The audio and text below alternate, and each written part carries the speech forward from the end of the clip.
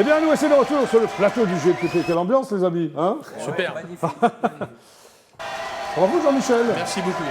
Merci Ah ouais, beaucoup. franchement, bravo. Merci beaucoup déjà de m'avoir reçu. Merci, Thierry. Enfin, je te dis merci, t'as pas encore parlé vraiment. Bah non, c'est vrai.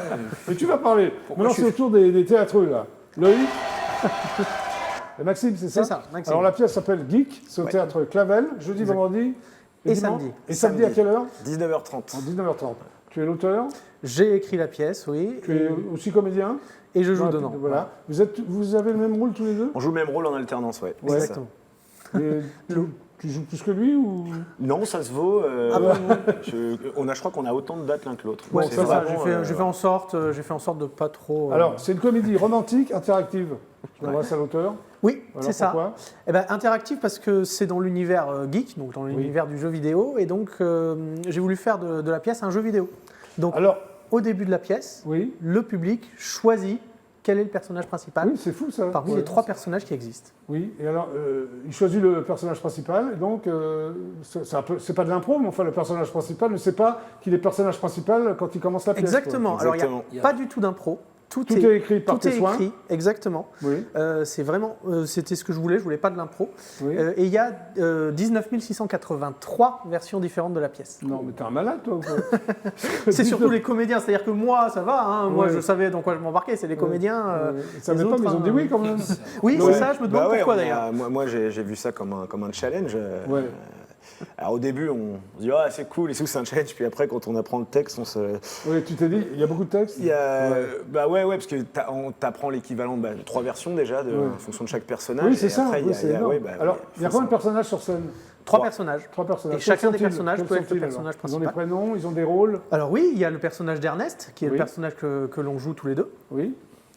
Qui est, on va dire, au début, quand on le découvre, c'est un petit peu le cliché du geek qui est tout le temps enfermé Très chez bien. lui sur Ensuite sur sa console.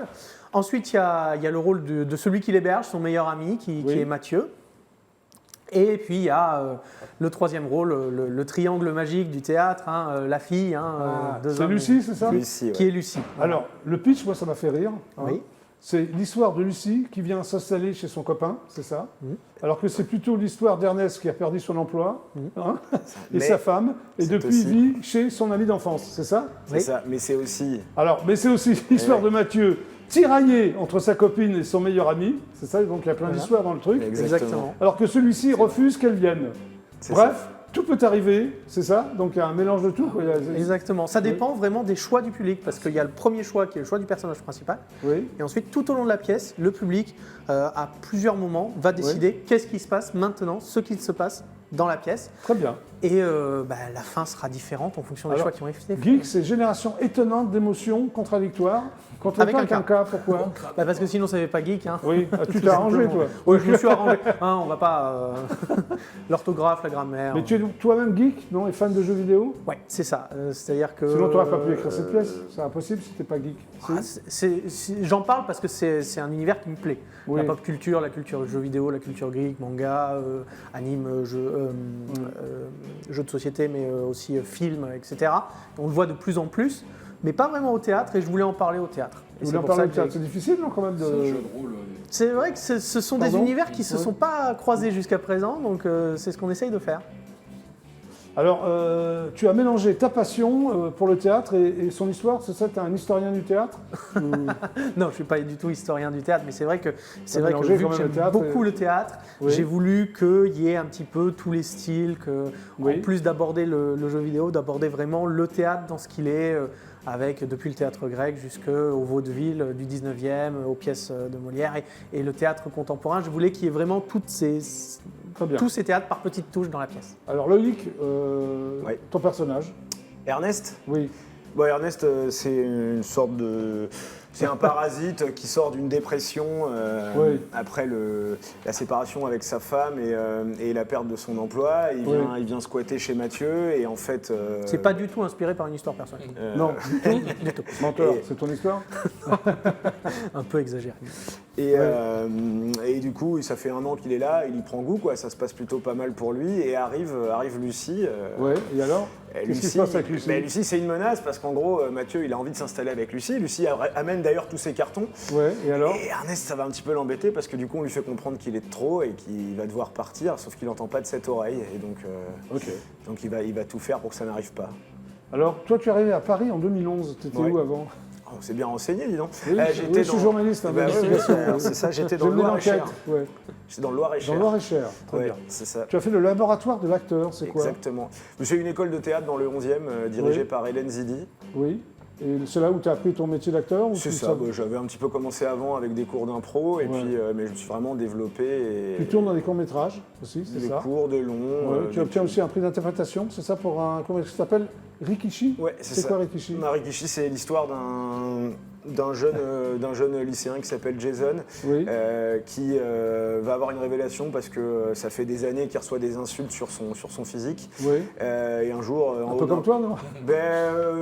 Non, je rigole. À la différence, c'est que moi, je suis toujours accommodé, ça m'a jamais posé de problème. Bien sûr. Je suis assez en paix avec ça. Et Jason, il va se faire traiter de sumotori en haut d'un plongeoir dans une piscine. Et puis finalement, il va faire un voyage initiatique vers le Japon et il va se rendre compte que les sumos au Japon, ils sont considérés comme des demi-dieux. Et donc, il va finir par épouser un peu la fonction et devenir sumotori. Bon, après, tu as joué dans des pièces pour Médecin malgré lui, plus classique. Plus classique, c'est ça. Alfred de Musset, quand même. Ouais, on ne badine pas avec l'amour. Ouais. Voilà. Cravate Club. Cravate Club, ouais. Ça, c'est de Fabrice Roger Lacan et c'est moi qui signe la mise en scène. Ouais. Alors, on te retrouve dans des séries télé, tu joues dans le Bureau des légendes. Je fais une mini apparition. Tu fais une apparition. Je fais un retourné de chaise et je dis une phrase en latin. Ah oui. Voilà. Très bien. Mais tu as joué avec l'équipe de Groland aussi? Je joue toujours avec l'équipe de Groland, très souvent. Ouais. Très souvent. Ouais. Et en famille, c'est ça? En famille, ouais. Ok, voilà. Et après au cinéma, j'ai joué dans La Belle Époque de Nicolas Bedos. Oui. Voilà. Bon, pareil, t'as un petit rôle? J'ai un T'as une phrase ou pas? Là, j'en ai quelques-unes, quand même. Ouais. Je dois avoir une vingtaine de répliques sur le film. Qu'est-ce que tu fais comme personnage que j'ai vu le film? Je suis un assistant de Guillaume Canet, du personnage de Guillaume Canet. Ah, d'accord, ok. Alors je suis un régisseur. Toi, Maxime, t'es comédien aussi, hein? Oui. Premier rôle dans une pièce de La Biche, c'est ça, hein? Oui, j'ai un nut de poitrine, c'est ça? Un nut de poitrine, c'est une pièce très peu connue. Les chroniques aussi c'est ça? Du canal d'Aubervilliers. Oui, les chroniques du canal d'Aubervilliers. Quotidien des sans-abri, c'est déjà plus lugubre. Ah, c'est un peu plus sérieux. C'est une pièce qui a été écrite, c'est une pièce contemporaine qui a été écrite par quelqu'un que tu as participé aussi à la création de Créofilm, c'est ça, hein? Ouais. Une société qui faisait des films principalement commerciaux et d'entreprises. Et tu es également directeur artistique d'un nouveau lieu, c'est à Bordeaux, c'est ça? Voilà, j'habite Bordeaux et donc je suis bordelais. Ça s'appelle la Grande Porte? La Grande Poste. La Grande Poste, pardon. La Grande Poste, c'est quoi alors? C'est une salle de spectacle en fait. C'est un lieu. Ah ok, tu es directeur artistique, toi qui programme. Voilà, qui réunit plusieurs choses, restaurant, lieu d'exposition et salle de spectacle. Très bien. Bon, j'ai un teaser quand même de votre pièce. Bah ouais. Hein, oui. On le regarde? Allez, hein, allez, on va gêner, c'est parti.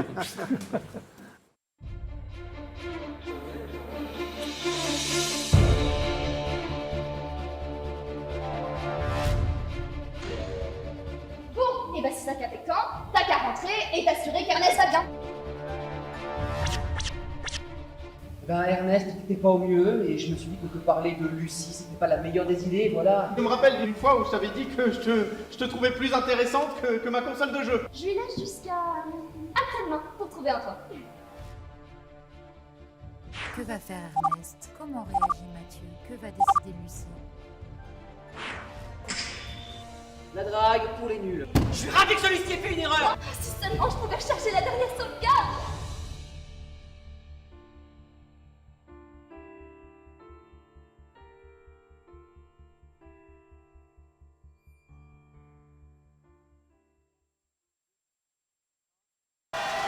Geek, au théâtre Clavel, c'est ça même?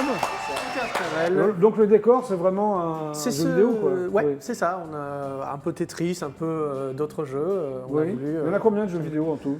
sur scène. Alors, il y a entre 40 et 50 petits easter eggs, comme on dit, sur des jeux vidéo différents. Mais les spectateurs, c'est que des geeks ou... Ah non, pas du tout. Non, justement. Comme ça, dans un univers... Et c'est quelque chose dont j'avais vraiment peur, c'est-à-dire que le spectacle ne parle qu'aux geeks. Et à chaque fois qu'il y a des spectateurs qui ne le sont pas du tout, ils nous disent « Ah non, il n'y a pas besoin du tout d'être geek pour pouvoir comprendre le spectacle et pour pouvoir l'apprécier. » Bah merci. Merci à toi. Bon, Merci beaucoup. Vous restez avec nous, là. Ah bah oui. On va rester. Que la Thierry va parler, applaudissements. Alors, toi, Thierry, tu es donc plasticien, c'est ça, entre autres? Ouais, c'est ça, entre autres, ouais. Sculpteur, peintre, illustrateur et graphiste. Ouais, Hein exactement. Et là, donc, tu vas me parler, enfin, on va parler de toi, mais d'abord, on va parler de Graphart. Ouais, C'est une exposition de portraits. exactement. Alors, c'est le où, portrait, exactement et c'est à Saint-Ouen, rue des Rosiers. Oui. Une galerie, voilà, une belle galerie qui s'appelle Amarage, Oui. au 88, je crois, rue des Rosiers. Alors, c'est du 13 décembre, donc ça a démarré Exactement, jusqu'au ça a 31 démarré. janvier. Voilà. Alors, en quoi donc, consiste cette exposition? C'est des portraits de qui? c'est des portraits de personnalités, Oui. entre autres des gens de la mode. Il y a des graphes, si tu veux, sur des bâches. Oui. Jean-Paul Gaultier, Agnès B, Karl Lagerfeld, Ah, Yves oui. Saint-Laurent, et puis d'autres artistes, des personnalités, etc. Il y a des grands musiciens, c'est ça? C'est ce Il y a que j'ai des vu. musiciens aussi, puisque j'ai fait des gravures sur verre qui sont exposées là-bas aussi. Oui. Freddie Mercury, David Bowie, Amy Winehouse, Lemmy. Alors, il y a beaucoup d'artistes qui exposent? Il y a pas mal d'artistes. Oui, que ouais. tu Il y a- connais, il y a- je suppose. Il y a une quinzaine d'artistes, des graffeurs, des artistes. Il y a un mélange de tout, quoi. Alors, il y a Exactement. combien de portraits, à peu près? Enfin, combien Il y de a, tableaux? il y À a la louche, hein, une trentaine de Oui. toiles et tableaux, quoi. Voilà, Oui. c'est ça. Hein.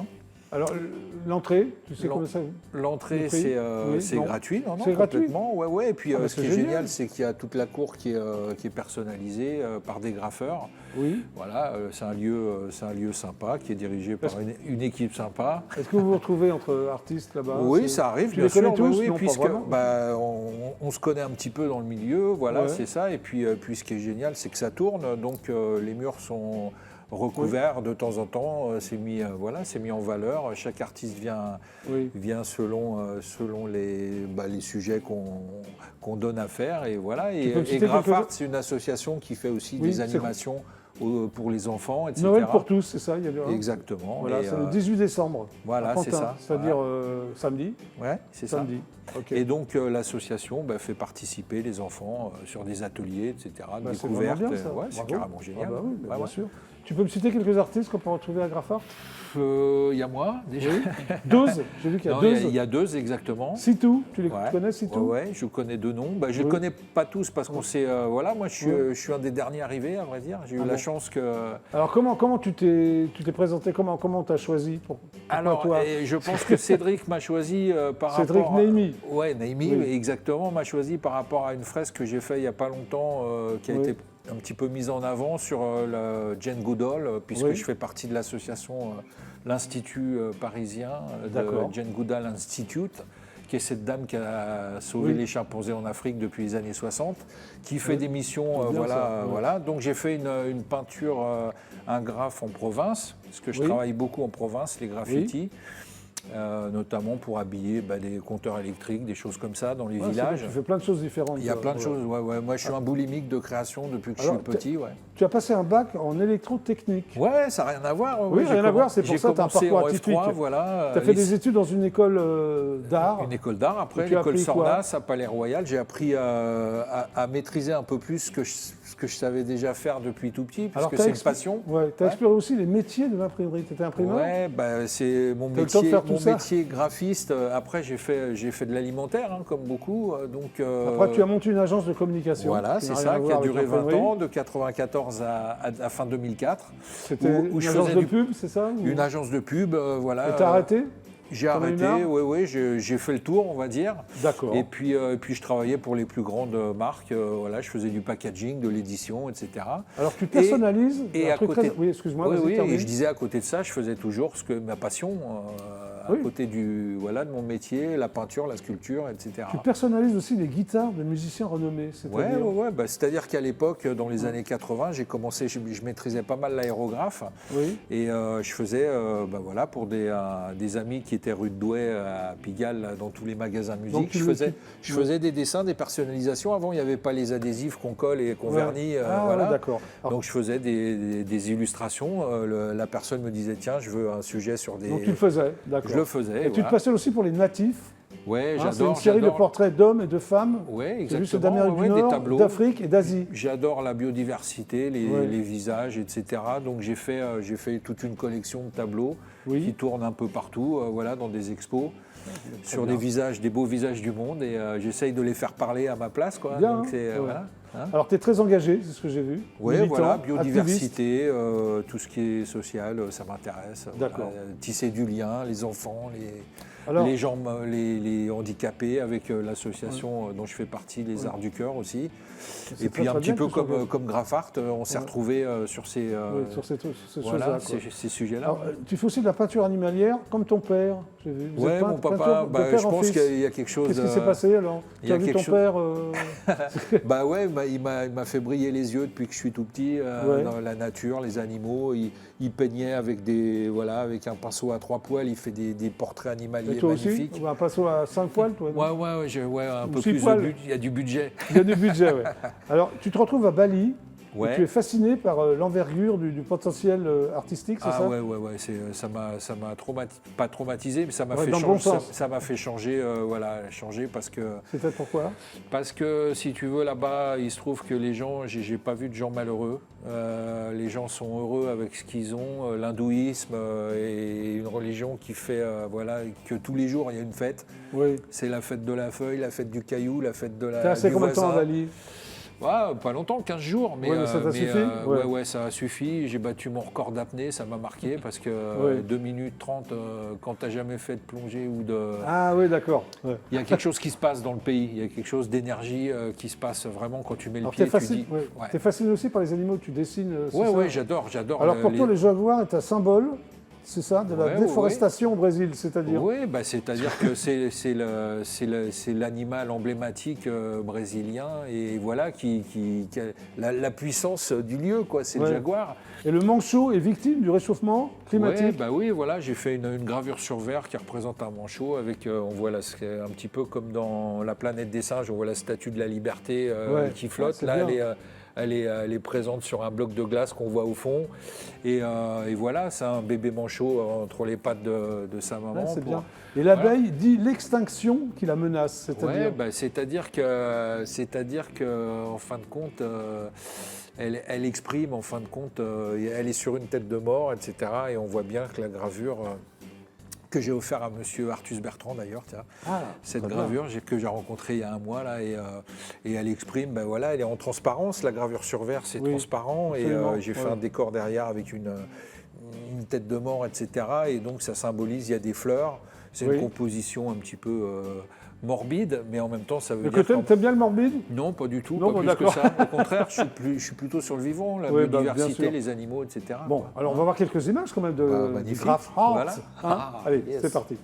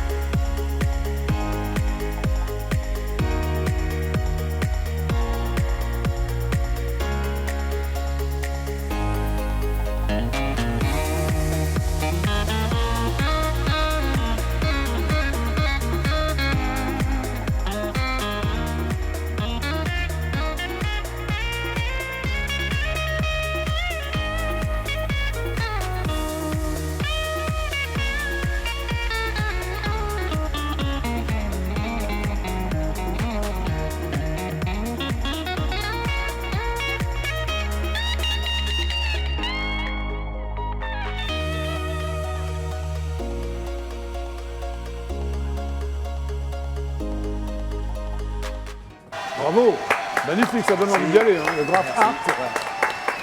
Donc c'est jusqu'au 31 janvier. Exactement. Alors c'est où? 88 rue des Rosiers, à Saint-Ouen. Oui, à la galerie.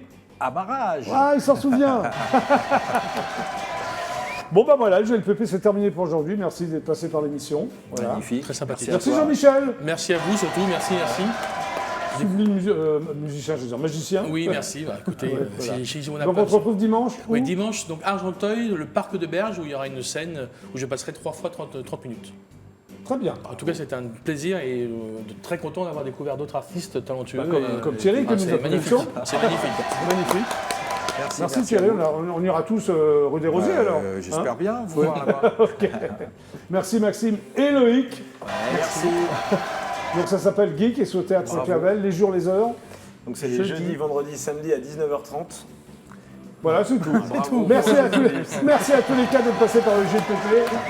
Voilà, c'est les vacances de Noël, donc exact. Le GLPP, on va se reposer un peu, mais je vous retrouverai quand même pour des GLPP spéciaux les 24 et 25 décembre et les 31 décembre et 1er janvier. Voilà.